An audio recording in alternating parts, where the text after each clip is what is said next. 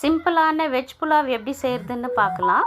நான் வந்து தக்காளி, வெங்காயம், பச்சை பட்டாணி, கேரட்டு, பீன்ஸு, மொச்சக்கொட்டை எடுத்து வச்சுருக்கேன். குக்கரில் தேவையான அளவு எண்ணெய் ஊற்றி பட்டை, லவங்கு, ஏலக்காய், சோம்பு கூடவே வெங்காயம் போட்டு வதக்கிக்கலாம். வதங்கினதும் பச்சை பட்டாணி, கேரட்டு, பீன்ஸு, மொச்சக்கொட்டை போட்டுக்கலாம். தக்காளி கடைசியில் சேர்த்துக்கலாம். இது 2 நிமிஷத்துக்கு நல்லா வதங்கட்டும்.